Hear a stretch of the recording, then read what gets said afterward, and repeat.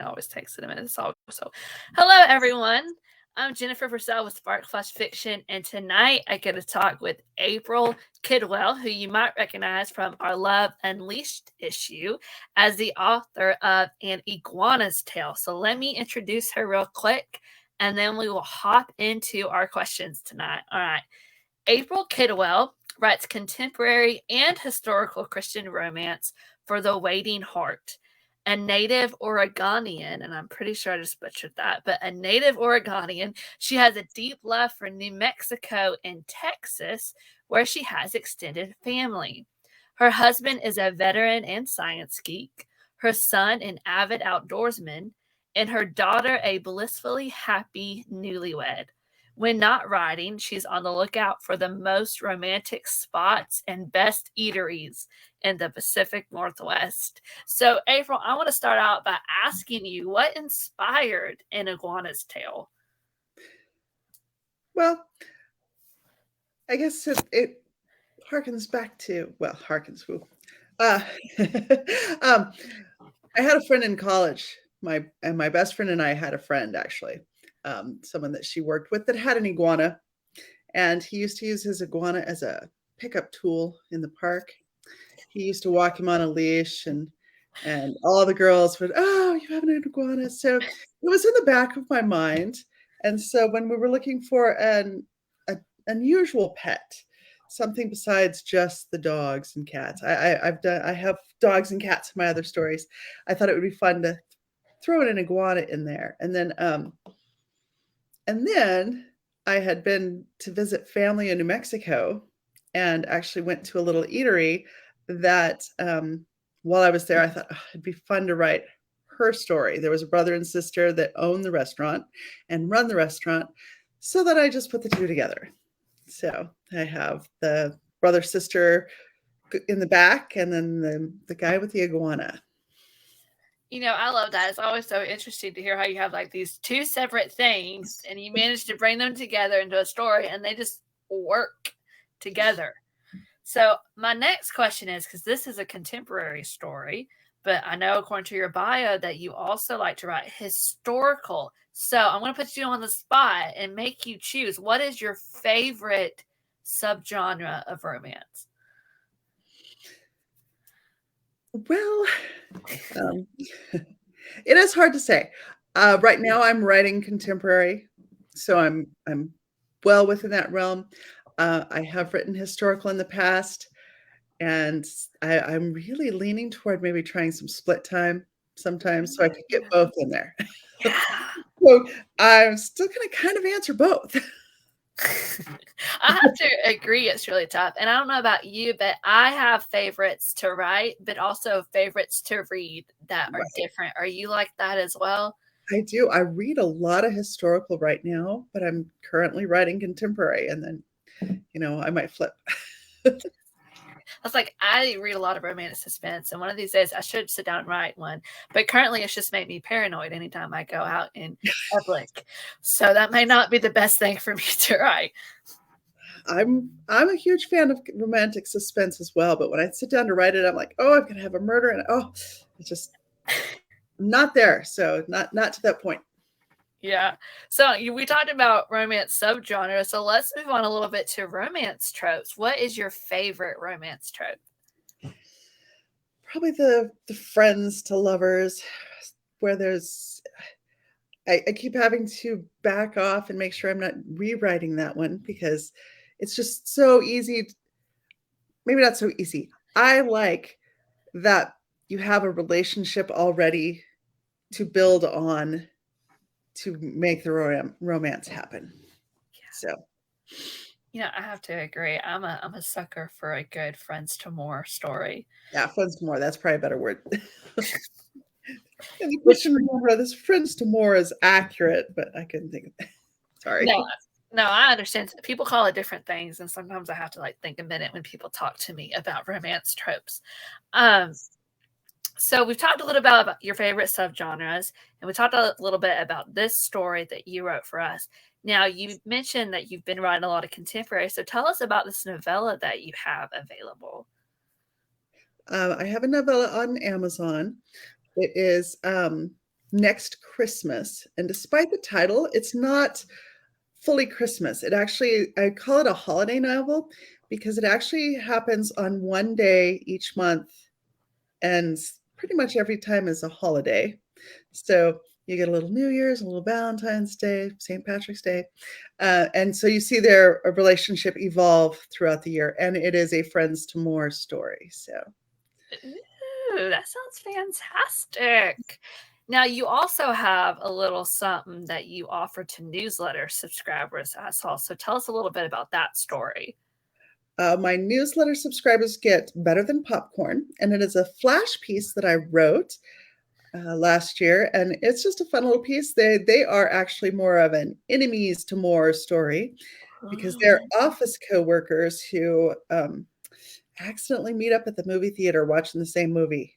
And so it's fun. I've actually had several people say, "Oh, we want to know more. What happens next?" You're gonna write the rest of their story because they I think they could be a fun couple to explore later at some point. Yeah, that sounds great. I have to say, enemies to more can be really fun too, mostly because you already have the tension Yeah, in there. So what does your writing process look like? I spend a lot of time plotting and planning in my head. I will start a story. I actually end up with a lot of starts and stops because I'll get an idea, like the setting or the couple or one or more of the things, and then I have to piece it all together. And I'm not exactly a plotter, but I do like to have an idea of where the story's going, Mhm. and then I get started, and then it goes wherever it wants. But like the story I'm currently writing, I've started it a couple times, and then once I got into the second chapter, then I found out there's some pretty interesting tension happening that they hadn't told me about before. So I come a discovery writer.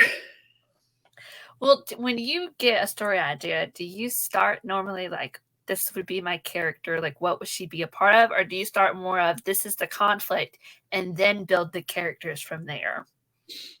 I start with character, and then Mhm. I have to figure out what her lie is, what her issue is, and the conflict. All of that is what those are those starts and stops. I have to really dig sometimes and figure out where is this going because I know who she is and I often know how she's broken. A lot of my stories, kind of like my tagline, "The Waiting Heart." She's a woman that's love hasn't come easy to her. She's tried before. She's had a broken heart. Maybe she's even been married and lost love. That these are the women that they are waiting for that happily ever after. And so I know she's broken and she's probably got some self-esteem issues, but we have to figure out what's deeper than that and where to go from there. Gotcha. Gotcha. Now, what to you as a writer, what do you think is like the hardest part of the process? Is it getting to know the characters? Is it pushing through writer's block every day? For you, what's the hardest part? Figuring out that next step. So I don't know if I'd exactly call it writer's block, but sometimes I will struggle for a few days before I can get those next words on a page because like I said, I don't always have it all planned out. I know where I'm headed and all that, but the next scene sometimes takes me a little while to figure out. And I have to get out in the world, go walk my dog, go to a coffee shop and do things. And then, I feel kind of like those detectives in a story where they see something and it's like, oh, that's it. And then I can piece it together. It may have nothing to do with my story per se, but I can make it work. I make it work because it's like, that's the piece I've been looking for. I love that analogy though of like a writer being almost like a detective and you have to put those little pieces together. And I think that's such good advice to sometimes you have to get away from the computer and you have to get away from like your notebook. It's just to go out there and do something because inspiration might be in a restaurant that you go get lunch at and you're like, I need to write a story about this woman behind the counter. Right. I just love that. So now you mentioned the story behind the iguana, but I want to know, what are your pets like? What pets do you have? Oh my. We have my husband had a cat when we married, and so she is 19. I'm allergic to her, so she has her own space most of the time. We have a 12-year-old mixed dog that he was actually born in a hoarding situation in Arizona with over 250 other animals. Our middle dog is Jasper, and he was born on the reservation. He was a feral pup that was brought into the Humane Society, and we adopted him. We have a full-bred border collie that needed a home, and he's 4. So we have 12, 7, and 4 are the dogs. And then somewhere in there, my husband brought home a cat that was supposed to be his new cat, and that cat attached himself to me. So we have Stetson. And then when my husband was a science teacher, he had a gecko in the classroom. So we ended up bringing the gecko home because nobody wanted the gecko. And 2 weeks ago, my son brought home what he thought was a tortoise. Turns out to be a box turtle, but it's very tortoise-like. So we now have Rosa the turtle. So 2 reptiles, 2 cats, and 3 dogs. We have a house full. Wow. So now I'm going to challenge you, April. You now have to write fast fiction stories with each of these pets. There's lots of dogs in my story, so those are easy. I'll have to think of something for the iguana, or the gecko, or the tortoise. I think the tortoise is kind of interesting. So that is an interesting one. I love that. I'm going to pause for a second to go over to some comments that we have. Saxon agrees the popcorn story does need a follow-up, and I'm going to jump on that. I feel like an iguana's tale needs a follow-up. I need a proposal story or something. Yeah, well, that would be fun. That would be fun, especially if like the iguana somehow has the ring, but it goes wrong. Because you know how some people might use like their dog or something to like have the ring. I think the iguana should have the ring, and something should go wrong. Yeah. And we have several people who say Next Christmas is so good. And everyone that's watching this, I will include these links in the comments after we're done so that you can go and you can buy this if you would like to check it out, or sign up for her newsletter so you can find out why all these people are raving about the popcorn story. But anyways, so the last thing that I want to ask you is, I feel like every writer's kryptonite. Tell me a good, clean romance that you read recently that you just can't help but talk about. I knew you were going to ask this too. And so, and I was looking up the name when I, for some reason, the name is escaping me. It is a Tammy L. Gray, and she actually writes first person, which is not what I usually love, but I love her stories right now. And it is book 2 of State of Grace, and it is, it's not coming to me. First one is love.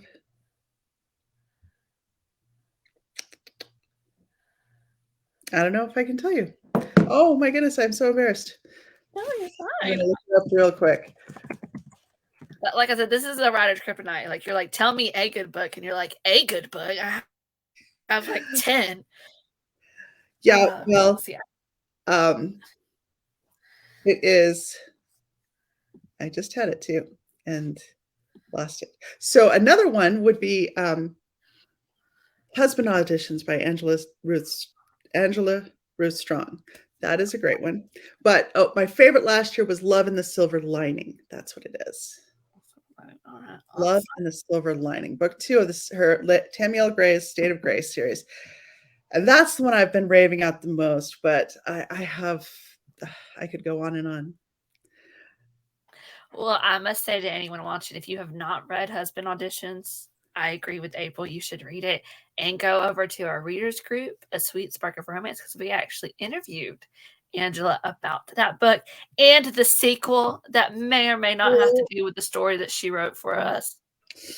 Maybe. Yeah. I'm really excited about it. A little bit.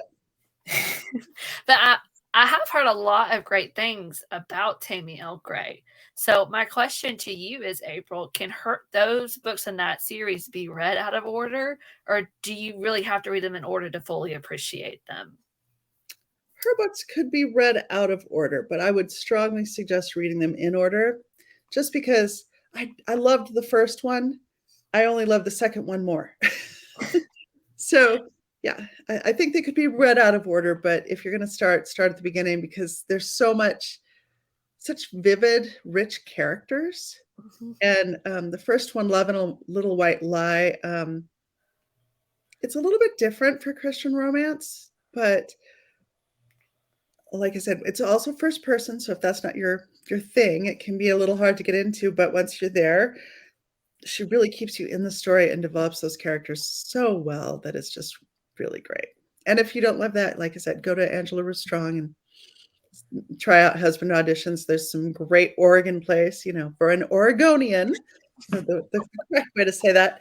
Yeah, the husband auditions has some great great things in there. I've been to several of the places in that book, so she did a great job with that too. And I have to say, I find it funny isn't the right word. I think maybe more fitting that you write stories for the Waiting Heart, and Husband Auditions was about this woman who was in her 30s, and she was worried that love was going to pass her by, and she had been waiting so long for her happily ever after. And to me, that's what stuck the most about that to me, is as someone approaching 30, is that understanding. Like I really understood Mary and her character because of that, especially when you have all these well-meaning individuals who make comments about stuff. But now with Love and a Silver Lining, you mentioned the characters, but was there anything else about that book that just really grabbed hold of you that made you love it so much? It was the dogs. Part of the story was her struggles and her challenges were all so well mirrored in rescuing. There was 5 dogs, I believe, and each story, their stories were heartbreaking and lovely, all in the same way. And they're happily ever afters. The other thing about my stories, happily ever after doesn't always look like what we imagine it to be. It really is about what God wants us to have. And sometimes we have to reconcile the two.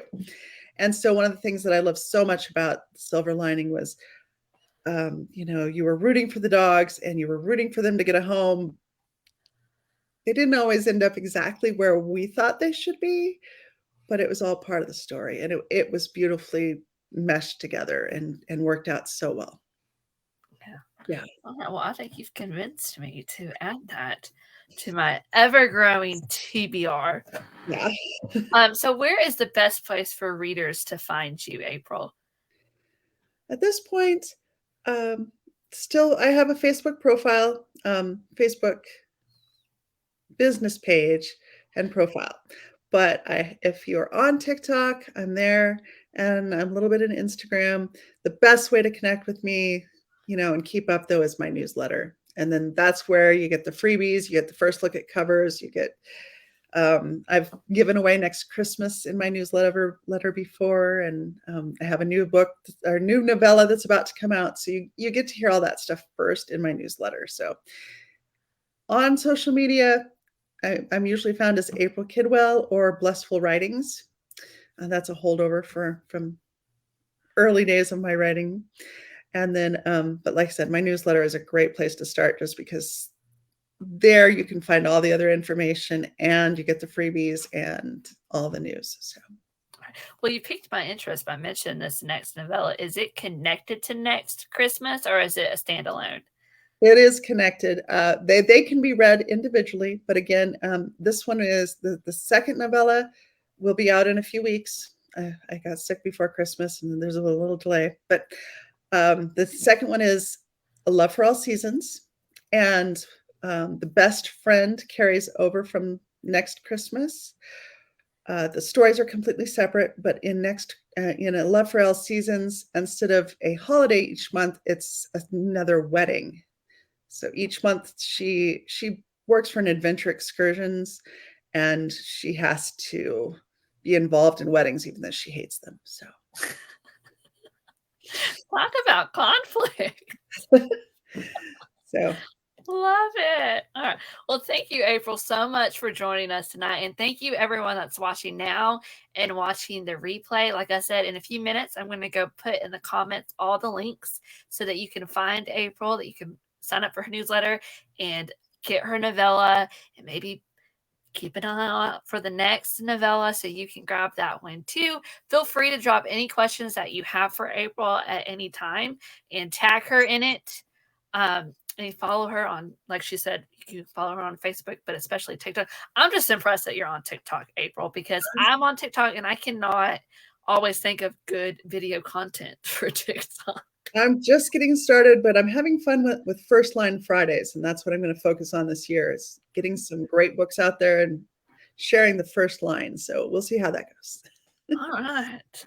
Well, now you've motivated me. So look at this. We have books for our TBR. We have some motivation for us writers. This has been a great 20 minutes. So everyone, we hope that you have a wonderful night and keep reading, folks. Thank you. Bye.